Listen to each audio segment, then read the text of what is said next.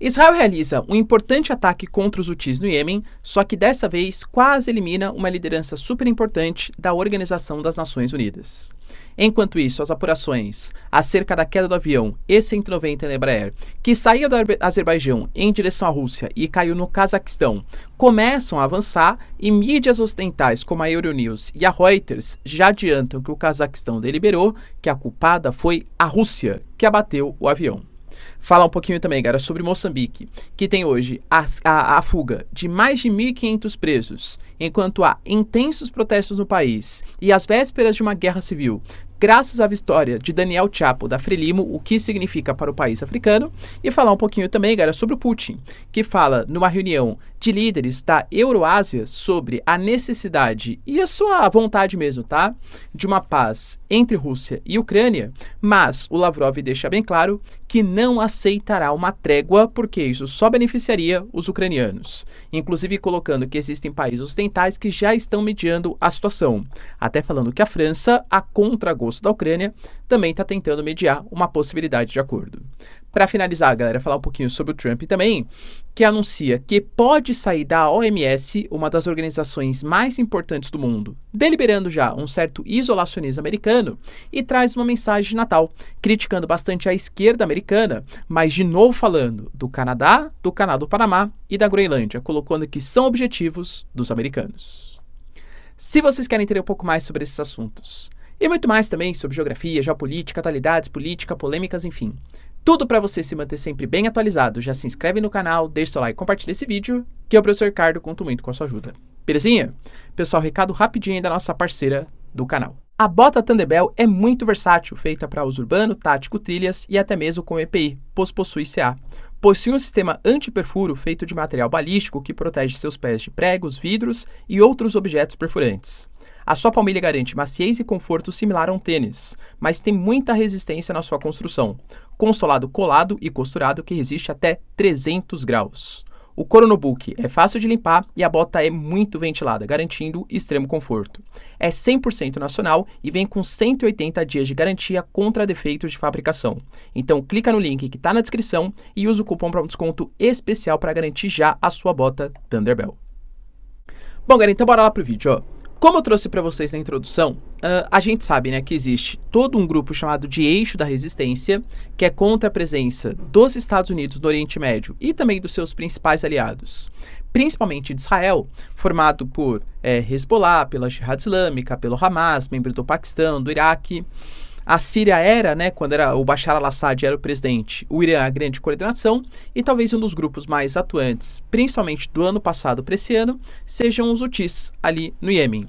E Israel já prometeu, o próprio Israel Katz, que era o chanceler e hoje é o ministro da Defesa, prometeu que vai aniquilar a liderança dos Houthis, assim como fez com Nasrallah, com Ismail Haniyeh e outras lideranças que atuavam contra o Estado de Israel. E dentre vários ataques, inclusive com os Houthis lançando, tá?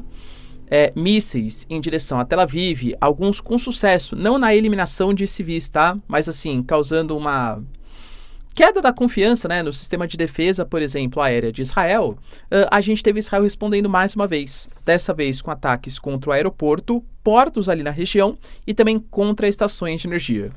Um dos ataques foi feito contra o aeroporto, ali em Saná, trazendo a morte, pessoal, de 2 pessoas e 11 feridos. Infelizmente, geopoliticamente falando, eu diria que isso é normal, né? É triste, mas é verdade. Só que dessa vez estava fazendo uma visita ao Iêmen, inclusive saindo do aeroporto naquela hora de Saná, o Tedros Adhanom, para quem não sabe, o grande líder da OMS. E ele alega, tá, que algumas pessoas que até chegaram na sua embarcação ficaram feridos, foram pegos ali por estilhaços, e por detalhe, não houve também o óbito do Tedros Adhanom. Agora, imagina, eu sei de novo, né? A gente coloca como se uma vida fosse mais relevante do que a vida de civis iemenitas, tá? Não é isso que eu estou falando. Mas imaginem vocês, do ponto de vista geopolítico, se Israel faz um ataque que elimina uma liderança de uma organização tão importante da ONU como a OMS. Eu acho que traria muito mais repercussões, e inclusive uma possibilidade de um isolamento geopolítico maior do governo Netanyahu. Enquanto isso, galera, eu trouxe para vocês no vídeo de ontem algumas explicações mais detalhadas do acidente aéreo do avião E-190 da Embraer, né?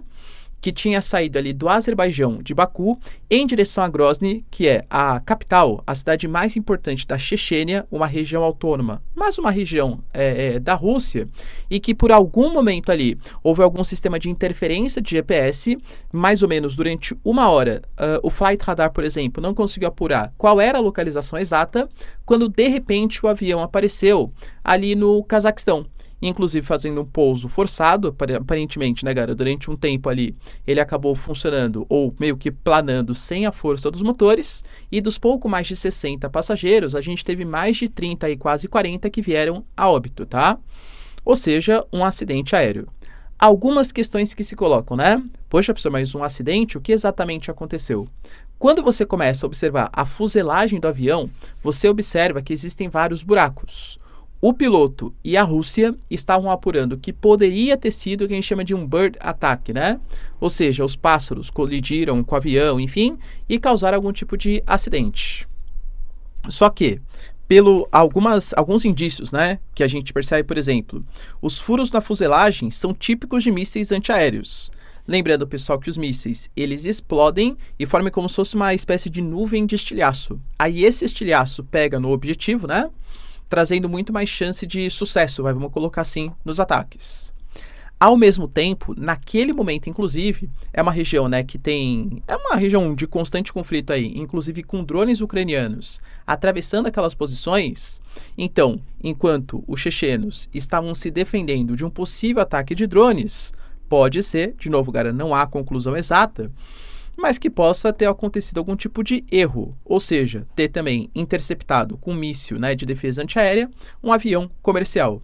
Além disso, a gente tem a evidência, cara, de alguns sobreviventes que citaram alguns barulhos de explosões na parte, né, de fora, claro, do avião. Então, todos esses relatos estão sendo percebidos ao mesmo tempo. Cazaquistão, Azerbaijão e Rússia estão investigando. O Putin falou que vai fazer todas as apurações possíveis. O Sergei Lavrov, por exemplo, que é o ministro, né, o chanceler da Rússia, garantiu que não há como falar com mais profundidade, porque ninguém sabe exatamente, né, as investigações não são conclusivas. E os países, tanto o Azerbaijão quanto o Cazaquistão, de maneira oficial, não se pronunciaram. Só que, aliás, pronunciaram no sentido que as investigações estão acontecendo, né? Só que a Reuters e a Euronews, que são duas mídias ocidentais, já colocaram, pessoal, ó, que o avião foi abatido por um míssil russo antes de pousar em Grozny.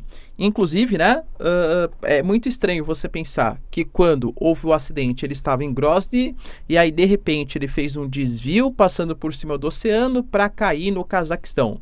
De novo, segundo a Euronews e a Reuters, o que aconteceu é que a Rússia não teria autorizado o pouso desse avião no espaço russo.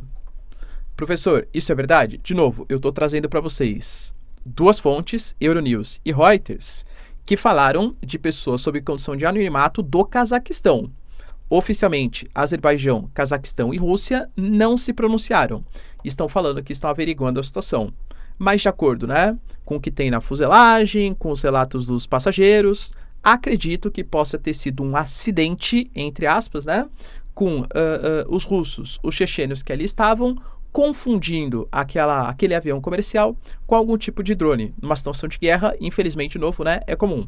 Mas, novamente, terá retaliações em relação a isso? Porque a gente fala de uma série de civis que foram eliminados somente por estar passando por um espaço aéreo. Será, galera, que terá repercussões? Aliás, será que terá alguma conclusão sobre o fato? Deixa aí no comentário. Enquanto isso, galera, a gente teve também em Moçambique, e eu sempre venho trazendo para vocês, eleições esse ano que foram extremamente polêmicas. A gente sabe que existe um partido que chama-se Frelimo, né? Que é a Frente de Libertação de Moçambique, que está no poder ali no país desde 1975, ou seja, desde a independência do país frente a Portugal. Ou seja, é um tempo enorme de poder. Com isso, esse ano tivemos um processo eleitoral e nesse processo o Daniel Chapo, que é o representante da Frelimo, teve 65% dos votos, enquanto o Venâncio Mondlane teve 24% dos votos. Só que quando você confere com a opinião popular, com as pesquisas que eram realizadas e até mesmo com a insatisfação popular depois que o resultado foi divulgado, há muitos relatos, praticamente certeza. Eu sei que o pessoal de Moçambique acompanhou bastante o canal, galera, é um orgulho, tá? A comunidade africana aqui, não só de Moçambique, de Angola, Cabo Verde também, galera, sensacional, tá? Poxa, vocês têm muito mais propriedade, vivem loco o que tá acontecendo, pode deixar nos relatos, tá? A gente fala, galera, de uma população inconformada com uma eleição que muito possivelmente, vamos falar, foi, tá? Fraudada. E nesse processo fraudado, o Venâncio Mondlane começou a ser o líder dessas manifestações, a polícia local, né, o exército local, começou a reprimir as manifestações de maneira violenta a Frelimo, alegando que vai continuar no poder. Depois de um longo processo de intensas manifestações, na segunda-feira a gente teve o conselho ali eleitoral do país deliberando que, de fato, o Daniel Chapo é o presidente do país. Por conta dessa deliberação do Conselho Eleitoral, mais manifestações começaram, mais protestos se intensificaram e, além de tudo, a gente teve, inclusive, na capital de Moçambique, um presídio de segurança máxima que, depois de manifestações, vandalismos contra bancos, estabelecimentos e também prisões, 1.500 presos foram soltos. E, de novo, galera, a gente fala de uma prisão, né, de segurança máxima, ou seja, não são, colocamos assim, presos, entre aspas, pacíficos. Então, é uma situação de muita instabilidade e que traz perigo, principalmente para a população civil de Moçambique, enquanto há uma Frelimo com Daniel Chapo que não parece disposto a renunciar ou querer fazer uma negociação ali pelo poder. Infelizmente, Moçambique não atravessa um tempo nada agradável. Enquanto isso, galera, a gente tem também o governo Putin participando de uma reunião. Sim, nesse momento, né, ele está numa reunião de chefes de Estado do Conselho Econômico Supremo Euroasiático e se reunindo ali com Alexander Lukashenko e com outras lideranças, até mesmo, né, o Aliyev, que é do Azerbaijão. Ele estaria na reunião, mas teve que voltar mais cedo justamente por conta do acidente, da tragédia, enfim, né, aéreo que aconteceu ali, do avião pousando, entre aspas, né, no Cazaquistão. Mas, dentre várias outras questões, ele até fez um pronunciamento para a mídia, colocando que a Rússia deseja, sim, a paz. E olha, de novo, né? O Trump já falou sobre isso, o Putin já falou sobre isso, então, aparentemente, assim que o Trump ascender a cadeira de presidente dos Estados Unidos, negociações pela paz devem começar. Só que ele falou que quer a paz, mas que vai continuar trabalhando para alcançar todos os objetivos da operação militar especial, independente dos anseios internacionais. Vale lembrar que o Putin coloca, tá? Que o seu principal objetivo é que todas as regiões que foram invadidas, que foram ocupadas e que passaram por um plebiscito, por uma consulta popular, de novo, organizada pela Rússia, sob a ocupação militar da Rússia e com a contabilização dos votos dos russos, seja respeitado. Ou seja, a Ucrânia não pode reconquistar Donetsk, Lugansk, Zaporizhia, Kherson e, claro, a Crimeia, lá de 2013 para 2014. Nada disso, tudo isso tem que ficar no território russo. Há promessa também de uma desnazi, enfim, né, da Ucrânia, que significa a saída do Zelensky do poder e a possibilidade da Ucrânia não entrar para a OTAN, pelo menos no futuro próximo. Já trouxe para vocês também que o Kate Kellogg, que é o general que foi representante ali do Trump para lidar com essas questões, não foge muito dos anseios russos não, tá? Ele fala da criação de uma zona tampão, só que ele não coloca para sempre a Ucrânia fora da OTAN, e sim um período de 20 anos de uma situação de neutralidade, enquanto, né, possivelmente aparam-se as arestas entre Rússia e Ucrânia. Mas o Putin falou sobre a possibilidade de paz. Entendi. Então quer dizer então que Rússia e Estados Unidos vão começar a negociar uma espécie de cessar-fogo na Ucrânia, né? Não é isso. É paz ou nada. Pelo menos, de novo, palavras do Sergei Lavrov. Vale lembrar, pessoal, que o Putin, nessa mesma reunião, colocou que o Robert Fico, que é o premier da Eslováquia, né, ou seja, o chefe de governo ali da Eslováquia, está sendo um dos principais representantes para tentar deliberar a situação. Eu trouxe para vocês, no vídeo da semana passada, aliás, dessa semana ainda, né, mas do comecinho da semana, que o Robert Fico, ele foi numa reunião especial com o Putin. Aliás, o Zelensky criticou muito essa reunião, alegando que o Robert Fico estava dando muita moral, entre aspas, para o governo Putin, mas a negociação que estava se estabelecendo era pela possibilidade, novamente, né, de uma paz. Eslováquia e Hungria, aparentemente, são os dois principais intermediadores da União Europeia e da OTAN para fazer um acordo de paz, né, com a Rússia, só que também a questão do gás natural. Vale lembrar, galera, que existe um contrato de gás que sai da Rússia e abastece os europeus, que passa pela Ucrânia, que vai vencer agora de 31 de dezembro, e o Zelensky já falou que não renovará, porque a venda desse gás, embora parte dos recursos vá de fato para a Ucrânia, mas significa recursos para a Rússia, e a Rússia utilizando esses recursos na guerra. Até trouxe para vocês algumas mídias, como por exemplo, o próprio Financial Times colocando que existe a possibilidade de uma crise energética que pode ser intensificada por essa ação do Zelensky. E aí será que o Zelensky vai ganhar ou perder apoio dos europeus? Sabendo que os europeus vão ter acesso a uma energia mais cara, que causa inflação no país inteiro, ou no continente inteiro, né? Por culpa, entre aspas, né? Claro, culpa direta nesse caso, mas indiretamente da guerra e tal, né? Do corte de gás. É a questão que se coloca, né? Mas o Sergei Lavrov, que é o chanceler, ele também, galera, falou sobre isso, tá? Colocando que ou é paz ou é nada. A gente não quer uma trégua, segundo as suas palavras, tá?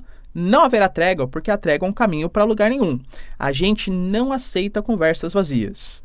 O que nós precisamos é de um acordo legal que fixará todas as condições para garantir a segurança da Rússia e os legítimos interesses dos nossos vizinhos. Quando ele fala isso, não entendo que sejam os vizinhos Letônia, Lituânia, Estônia, Polônia, né? Ou seja, países que são da OTAN. Entendo vizinhos principalmente Belarus, que também Alexander Lukashenko alega que se sente ameaçado por conta da presença ali da OTAN próximo dos seus domínios. Deixando bem claro, galera, que já existem, né, países, parceiros ocidentais que estão tentando mediar a situação. A própria Eslováquia do Robert Fico, segundo Putin e o Sergei Lavrov, ofereceu o seu território para sediar o início, o negócio, uma negociação de paz entre Rússia e Ucrânia. E a Hungria de Viktor Orbán também participa. Só que tiveram, na verdade, duas surpresas. Primeiro, um comentário do Sergei Lavrov sobre o Trump, alegando que ele confia bastante no Trump e no Keith Kellogg, mas que os dois representantes saibam que para estabelecer uma paz tem que ser duradoura, não pode ser um cessar-fogo, e que tem que contar com os interesses da Rússia, e que ele espera que o Trump e o Keith Kellogg se aprofundem nos reais motivos que causaram esses conflitos. Cara, penso eu, tá? Que quando ele fala isso, ele tá falando sobre, principalmente na região de Donbás, né? Ou seja, um trecho ali de Donetsk e Lugansk. A não permissão por parte do governo ucraniano de que a língua russa fosse falada, de conteúdos programáticos russos, a própria Rússia falava, né, causava de russofobia, principalmente depois que a gente teve a queda do presidente ucraniano em 2013, depois do Euromaidan, muito possivelmente falando de uma aproximação da OTAN frente às fronteiras russas, a questão de conexões dos Estados Unidos, colocando mísseis, enfim, em países próximos da fronteira com a Rússia também. Então, acho que é isso que ele quer dizer, né? Desses reais motivos do conflito. E também falou que a França, meio que por baixo dos panos, negociava em paralelo com os russos, para fazer uma espécie de um acordo de cessar-fogo sem passar pela Ucrânia, mas que com a França, por enquanto, não há conversações mais avançadas. Aparentemente, por enquanto, Robert Fico e Viktor Orbán. E para finalizar, galera, eu sempre trago para vocês, né, que o Trump, ele tá causando nesse final de ano da geopolítica internacional, e ele vai ter um governo, assim, muito puro, entre aspas, muito puro de trumpismo, né, agora pro dia 20 de janeiro. Por quê? Teve a maioria dos votos nos Estados Unidos, votos surpreendentes para quem esperava uma eleição mais apertada. Ele, galera, não tem a chance de reeleição, ou seja, ele não precisa governar para aquele cara um pouco mais moderado. Afinal, ele não vai ser reeleito mesmo, ele pode fazer um governo bem convicto. Ele tem a maioria no Senado, vai ter a maioria na Câmara, a maior parte dos juízes da Suprema Corte são juízes conservadores e os governadores americanos são de maioria republicana.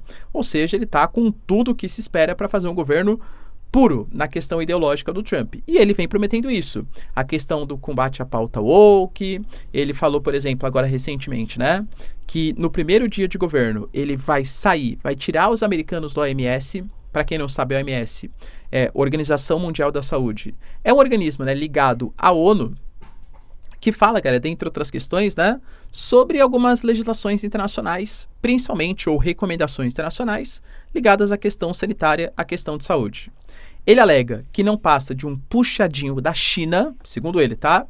Muito por conta da pandemia. Sim, tá? Alegando que eles tinham informações privilegiadas, que não compartilharam, tudo em benefício dos chineses. Alega também, galera, vale lembrar, né, que ele está nomeando para ser o responsável pela questão sanitária, pela questão da saúde dos Estados Unidos, o Robert Kennedy Jr., que tem opiniões para controle das agências sanitárias americanas, no mínimo polêmicas, colocando ali relações entre o flúor da água e algumas doenças, algumas coisas que eu não posso nem citar no vídeo, né? Porque senão corre até o vídeo como eu caí aqui, não é legal. Mas sabe, né? Relação com picadinha, com out, enfim, né? Sabe o que eu tô falando? Tudo relações que já foram não confirmadas, né? Por esses grandes organismos pela comunidade científica internacional. Mas que vai contra o pensamento da OMS, ou seja, não há uma relação. Professor, mas isso poderia trazer prejuízos para o Trump? Como eu falo, vai sancionar os americanos? Vai isolar os americanos? É muito difícil fazer isso, né? Porque a gente fala da maior potência geopolítica internacional, tanto no soft power, na influência cultural e na capacidade econômica, quanto principalmente no hard power, ou seja, na influência militar, disparado. E ele também deu uma mensagem, né? O Trump, uma mensagem de Feliz Natal, colocando, né, críticas à esquerda, tá dentro, né, acho que faz parte do jogo geopolítico, né, do jogo político, principalmente numa sociedade que vem de um cansaço com o governo Biden e governo Kamala Harris também, mas colocou mais uma pitadinha ali, né, de pimenta ali no processo polêmico, alegando que, novamente, né, e olha isso, cara, de novo, ele chamou o Justin Trudeau de governador do Canadá, não de primeiro-ministro canadense, colocando que seria um prazer receber o Canadá como o 51º estado americano, já que isso reduziria os impostos do Canadá e eles gastariam menos também com defesa da fronteira. Falou da questão também do Canal do Panamá, alegando que hoje são soldados militares chineses que controlam o Canal do Panamá e por isso estão facilitando comércio chinês e sobretaxando o comércio americano, alegando que pode fazer uma interferência e alegando que o domínio da Groenlândia, que hoje pertence à Dinamarca, seria uma questão de segurança nacional para os Estados Unidos. Mais uma vez, como eu sempre falo, começou na minha concepção como brincadeira. Ele coloca a fotinho no Truth Social, que é a sua rede social, no X. O filho dele faz declarações polêmicas também, colocando que os americanos estão comprando territórios, e agora está na mensagem de Natal. E aí, pessoal, o Trump de fato quer esses territórios? Deixa aí nos comentários, quero saber sua opinião. No mais, se vocês curtiram o vídeo, tamo junto, beijos, abraços e tchau, tchau.